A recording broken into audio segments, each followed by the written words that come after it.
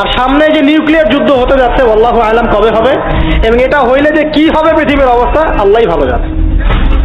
এমন nuclear weapons আছে যেটা আসমানে যদি বিস্ফোরণ ঘটানো হয় তাহলে ওই দেশের সমস্ত ইলেকট্রনিক জিনিসগুলো নষ্ট হয়ে যাবে। বুঝতে পারেন এই কথা? বোম মারতে হবে না পৃথিবীতে, মাটিতে বোমটা মারতে হবে না, আসমানে বিস্ফোরণ করে দিবে, তাতে আপনার পুরো দেশের যত ইলেকট্রনিক ডিভাইস আছে সব ড্যামেজ। এটা এই যুগ। ওই হিরোশিমা নাগাসাকির কথা মনে আছে? কি হয়েছিল ওখানে বলেন? দুইটা বোম ফেলা হয়েছিল, পারমাণবিক বোমা। কে ফেলেছিল? কে ফেলেছিল? আমেরিকা। আচ্ছা, ওই বোম দুটার নাম কি? হ্যাঁ, এই তো জানেন, লিটল বয় আর ফ্যাট ম্যান। ওই দুইটা বোম পড়ে যে কোটি কোটি মানুষ মারা গেল, এখন পর্যন্ত জাপানের মানুষ তার তেজস্ক্রিয়তায় ভোগে। এখনকার পারমাণবিক ওয়েপন্স গুলো তার চেয়ে অনেক অনেক অনেক বেশি শক্তি, হাজার লক্ষ গুণ বেশি শক্তিশালী হতে পারে। রাশিয়ার কাছে এমন সুপারসনিক মিসাইল আছে, নিউক্লিয়ার মিসাইল, যেগুলো শব্দের গতিবেগের চাইতেও 10 গুণ বেশি যেতে পারে।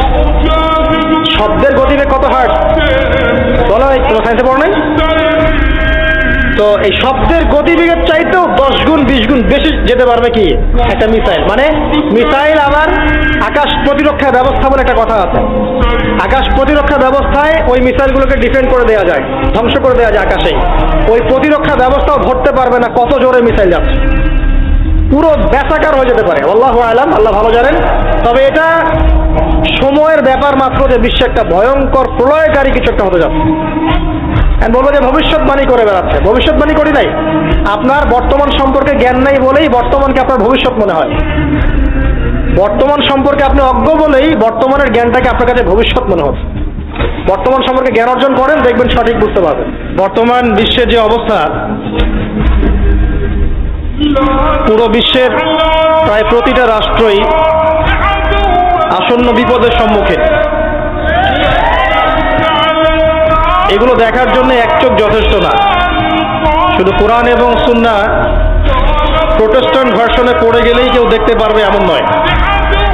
এগুলো দেখা এবং বোঝার জন্য আল্লাহর নূর দরকার। কি দরকার? আল্লাহ পাকের নূর দরকার। যার কলবের মধ্যে আল্লাহর নূর আছে তার মধ্যে হিকমা এবং বাসীরা বেশি থাকে।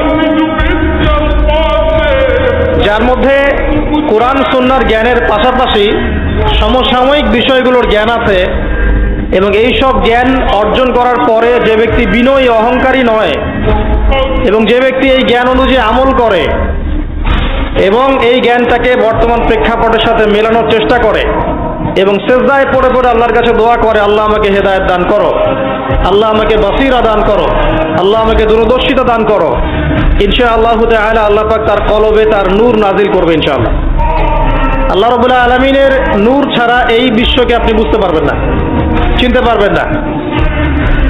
তো প্রেক্ষাপট এখন এমন যেটা মিলে যাচ্ছে সরাসরি আইয়ামে জাহিলিয়াতের সাথে। এই শব্দটা শুনেছেন? আইয়ামে জাহিলিয়াত আমরা সাধারণত বলি যে নবী সাল্লাল্লাহু আলাইহি ওয়াসাল্লামের নবুয়তের আগের যে যুগটা ছিল ওই যুগটাকে সাধারণত আইয়ামে জাহিলিয়াহ বলা হয়, মানে অন্ধকারাচ্ছন্ন যুগ বলা হয়, তাই তো? কেন বলা হয়? এটা কি ভালো প্রশ্ন না? কি কারণে ওই সমাজের মানুষগুলোকে আমরা জাহেল বলি?